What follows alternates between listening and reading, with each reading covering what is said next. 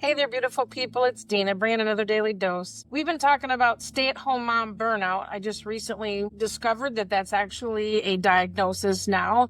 It really comes with all the symptoms that I've been studying and researching and trying to raise awareness about for many years. But I guess now they have an actual term for it or a diagnosis for that. And it's called stay-at-home mom burnout. And I've been sharing really what that is, what the symptoms of that are, how to know when you're reaching that point. And then yesterday we talked about 10 steps or ways to help cope with burnout. And this is the last one. So this is actually the fourth part of this. And then I really want to get into what that really means to rest in God. We were talking about that as well. But today I just want to give you the last of this article that I feel is just so important for us, especially if you are a stay-at-home mom, you're a mom of a special needs child, you're a mom in an extreme situation. And honestly, this can really even tie in if you're a wife that is dealing with a troubled marriage. So any situation where you're in burnout, you're in stress mode, you're in survival mode, and we've been talking about that. We were never meant to live in survival. And when we do end up living in this constant state of high stress, it affects our body, it affects our stress response system, it affects our limbic system, our brain, everything that functions in order for us to be able to respond to stress starts to shut down, and we can't even manage basic stress, day-to-day stress. Even noises can be difficult to handle, or a lot of stimulation.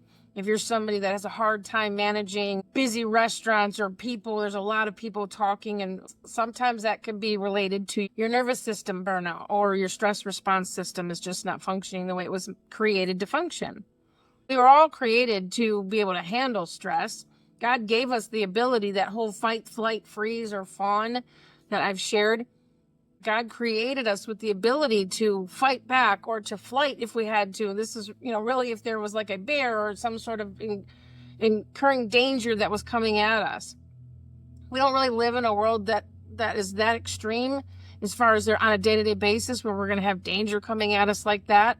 But our stress levels, being in a day-to-day stay-at-home mom situation, especially if you're dealing with a special needs child that needs constant extra care, your stress hormones can be that of a combat soldier. So your body doesn't know the difference between caring for a special needs child and running from a bear.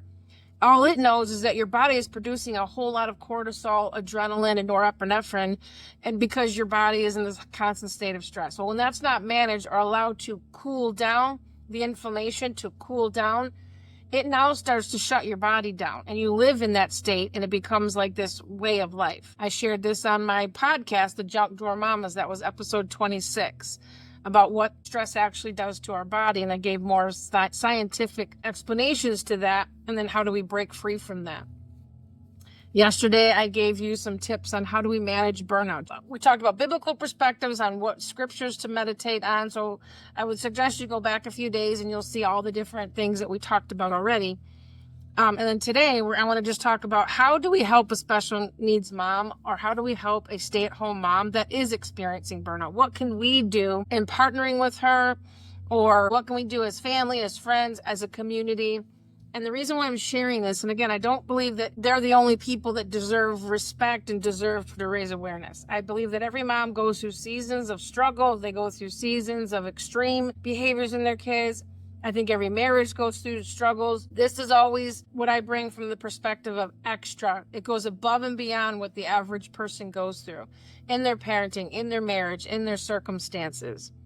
And because I am a mom that is a special needs mom, and I have walked through difficult seasons in my life, I just feel that God has brought me to a place where I can share now how He's helped me to get through some very difficult things where my circumstances didn't change, but He did change me. And if there's anything that I have learned that has helped me to find freedom, to be able to walk in victory, even though I'm still walking through difficult circumstances, then I feel like it's an obligation to share that.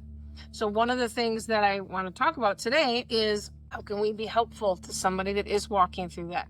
I would say the first thing, I don't know if this is even on this list.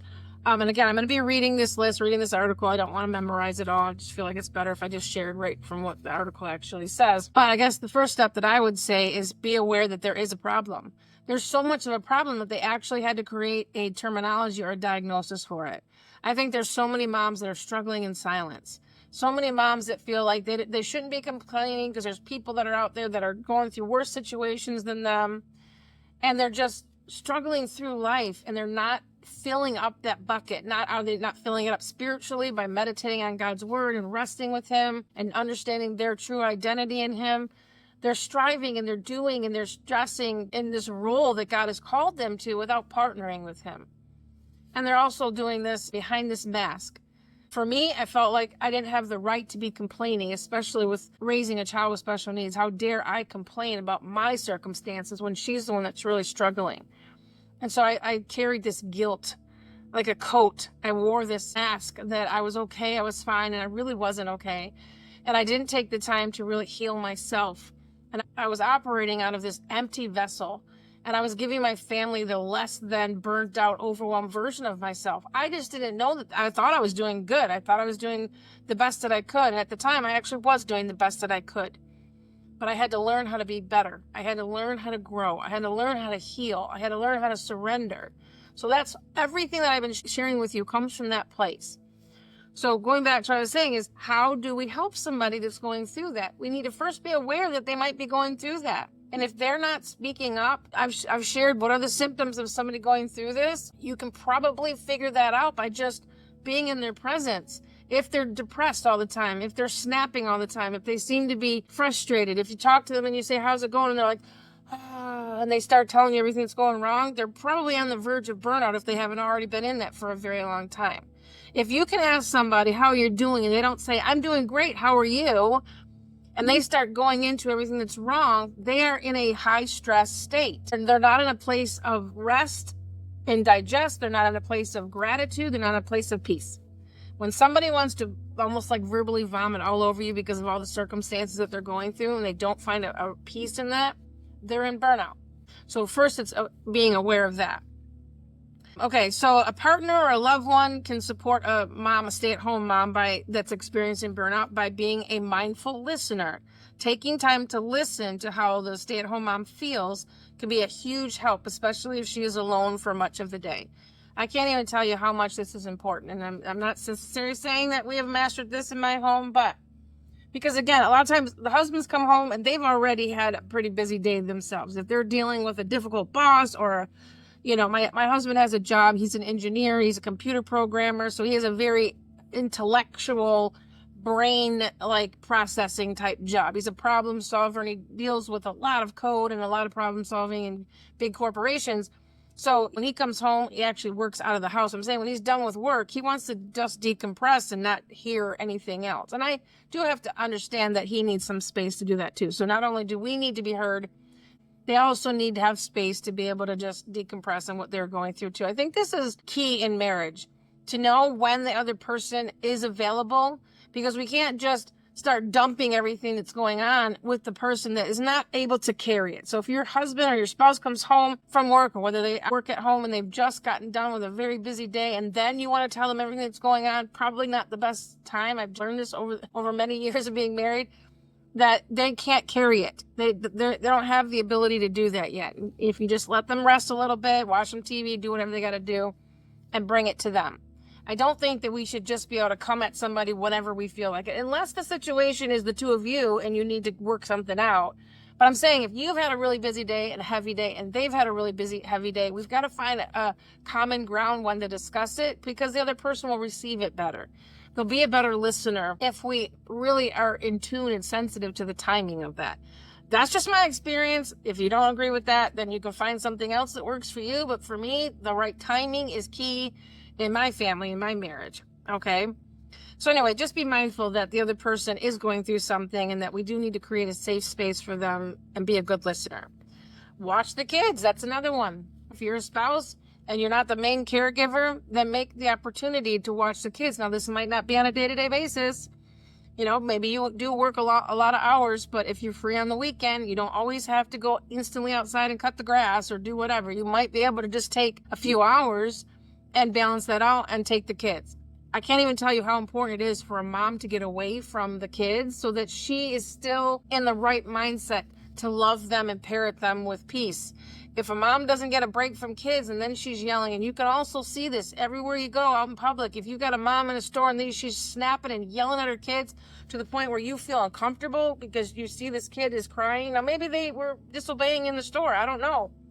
But it's even more uncomfortable watching a mom that is screaming at their kid. You can tell that mom needs a break. We should be parenting from a place of love, from a place of patience, but we can't fill up our love and patience bucket if somebody isn't pouring into us, or even if it's not pouring into us, giving us time to go pour into ourselves by just giving us a break. Okay, so that's another one. Set up a date night. Now, here's one of those things. My husband is not necessarily one that thinks, he's kind of like the absent-minded professor. So I don't know if you're watching, honey, but you are. You're kind of like the absent-minded professor. I think most of the time he's so busy because he's so intellectual and so into knowledge and education, like that kind of thing. He's always like feeding his brain. Most of the time he's not paying attention to most of the things that are going on around him. That doesn't mean that he doesn't care or that he doesn't love us. It just means that he's so focused. So I can plan the date. I don't have to wait for him to plan the date. If I did wait for him, we'd probably never go anywhere. So it's about just planning it. Whether the husband plans it or whether the wife plans it, just plan it. Maybe somebody else, if you're a family member, can say, hey, I'd like to take the kids so that you and your spouse can go out on a date. I can't even tell you how many people would probably be so grateful for that. How about offer to clean or hire somebody to clean? If you can't necessarily be a person that comes in and helps do all the heavy duty cleaning, then hire somebody. If you're somebody that, maybe has a little extra income and you want to bless somebody, just hire somebody for them to come in and do the extra cleaning. I think most moms are doing the day-to-day stuff. If you're a stay-at-home mom, I'm assuming you're doing most of the cleaning. Otherwise, you wouldn't be burnt out. We're not talking about moms that are laying on the couch all day. You're busy doing all the cleaning, but I don't know how much time you have to do the real deep cleaning and, the stuff that kind of gets fallen by the wayside when you're raising children. But maybe somebody can hire somebody for you to help out. Another one is, how about just ask how I can help you? That's another one. Is there any way that I can support you right now? Ask her. Ask the mom how I can support you. We might be assuming that we know what she wants, and it might be not at all what she wants. Like for me, I don't know if I would really want somebody to come in and clean my house, but I would want a day where I can just go be by myself. Messy house or not. Okay, I'm not saying my house is super messy, but I'm just saying I'd rather have a messy house and be able to have some time to myself, time away, over the date night, over friends time. I just like to be by myself. That is how I rejuvenate. Just being by myself, sitting in the sun, getting to listen to music, reading, whatever that is, that actually really does fuel my bucket more than being around other people.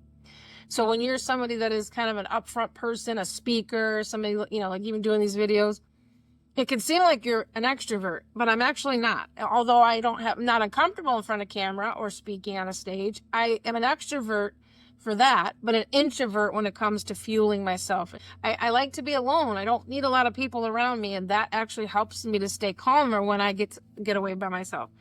So you just find out what she wants. Maybe she does want time with her friends, be able to talk to adults outside of kids. And especially if you have a mom that has a child that is nonverbal and she's trying to communicate all day with a child that is only making sounds and they don't know sign language or whatever, that can be incredibly challenging. And she does need to get away and just talk to somebody else. So again, find out what the circumstances are for them. And then also understand that the family is probably dealing with stress too. So it's not just the stay-at-home mom. The whole family, if a mom is not thriving, then her home is not thriving. And I don't want to put that on women because a lot of times you can say, well, that's not fair. But that is the way God designed us. We are the ones that are the nurturers. We are the ones that build a home. Somebody can build you a house, but it really is the woman that builds the home, the atmosphere. Now, I'm not saying that there aren't the other way around. In traditional homes where God brought, a husband and a wife together, it's the woman is the one that actually is the one that sets the atmosphere in the home. Okay, and again, I'm not trying to offend anybody. I know we live in a world where there's a lot of different views of that. I'm just basing it on biblical, studies that I know and how I choose to live our life. But anyway, if the mom's not thriving, the house is not thriving. So we need to make sure that the family is okay too. So even like a church or somebody could come in and help. So how do you know when you need to get outside help? So while therapy may include identifying solutions to problems, the most important part of therapy will be having a non-judgmental space where you can express your emotions and you can start to search to find the right therapist or the right online directory or whatever it is, a pastor. You'll know when you need that. I think honestly, most of the time, it's not that they need extra therapy. I don't know the circumstances. It might be more extreme. But honestly, I think it's just getting some space away from the office. And I said yesterday, that office, the house, all the things that you do, getting some space, pouring back into an empty vessel. But there is group therapies, there's online therapies, there's family therapies that you can go to. Don't be afraid to do that. God will still bring resources and people into your life. Maybe you need medication. I don't know what it is for you. Sometimes people do need that. There's nothing wrong with that. If you need that to help you stay calm so that you're not screaming at your kids, you do whatever you got to do. Okay? I've never been able to do that or stay on any kind of medication, mostly just because we can't afford that. But I just found other ways to do that. But I don't have any judgment on somebody that feels that that is the way that they have to cope. Whether if it's therapy, outside therapy, whether it's, whatever kind of antidepressant, whatever you need to do, you have to take care of yourself.